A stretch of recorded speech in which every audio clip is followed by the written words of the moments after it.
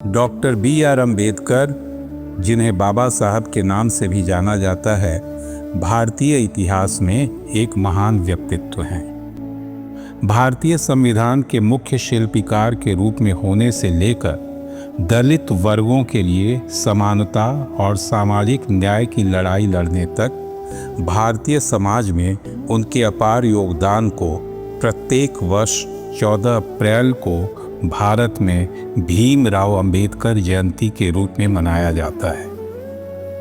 भारत के सबसे दूरदर्शी नेताओं में से एक डॉक्टर अंबेडकर जी के जन्मदिन के अवसर पर उनके उल्लेखनीय योगदान, विरासत आदि को शामिल किया गया है। डॉक्टर अंबेडकर जी के प्रारंभिक जीवन और शिक्षा ने सामाजिक न्याय के लिए एक मुख्य नेतृत्वकर्ता और भारतीय संविधान के मुख्य शिल्पकार के रूप में उनके भविष्य की आधारशिला रखी। उनका जन्म 14 अप्रैल 1891 को मध्य प्रदेश के माहू में महार जाति में हुआ था।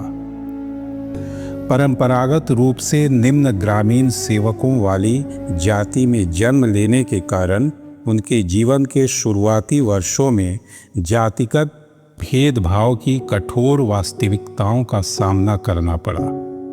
बचपन में सामाजिक बहिष्कार और अपमान का सामना करने के उनके अनुभव ने उनमें जाति व्यवस्था के अन्याय के खिलाफ लड़ने का गहरा संकल्प पैदा कर दिया। डॉक्टर अंबेडकर जी की शैक्षणिक यात्रा मुंबई के एलिफिंस्टन हाई स्कूल से आरंभ हुई, जहां वे पहले दलित छात्रों में से एक थे। भेदभाव का सामना करने के बावजूद उन्होंने शैक्षणिक रूप से उत्कृष्ट प्रदर्शन किया, जो उन्हें एलिफिंस्टन कॉलेज से न्यूयॉर्क कोलंबिया विश्वविद्यालय तक ले गया। कोलंबिया विश्वविद्यालय उनके जीवन के लिए परिवर्तनकारी सिद्ध हुआ।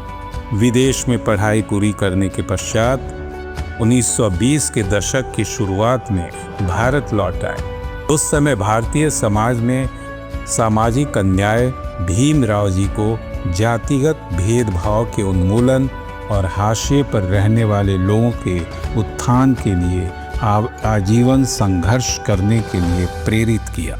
Doctor B R. अम्बेडकर का भारतीय समाज में योगदान विशाल और विविध है, जो समाज सुधारक, अर्थशास्त्री, राजनेता और कानूनी विद्वान के रूप में उनके बहुआयामी व्यक्तित्व को दर्शाता है। भारतीय संविधान के निर्माता के रूप में उनका सबसे स्थायी योगदान भारतीय संविधान के प्रारूप तैयार करना माना जाता है।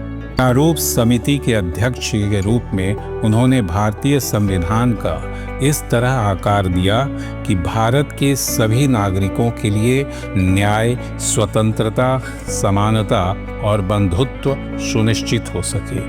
भारतीय रिजर्व बैंक की परिकल्पना डॉक्टर अंबेडकर ने महत्वपूर्ण भूमिका निभाई। 1925 में उन्होंने भारतीय मुद्रा और वित्त पर रॉयल कमीशन के समक्ष अपने विचार प्रस्तुत किए। इसमें उन्होंने भारत में केंद्रीय बैंकिंग प्रणाली की स्थापना का तर्क दिया। सामाजिक सुधार के लिए कानूनी मार्ग के महत्व को पहचान देते हुए ब्रिटिश अधिकारियों के सामने दलितों का प्रतिनिधित्व किया।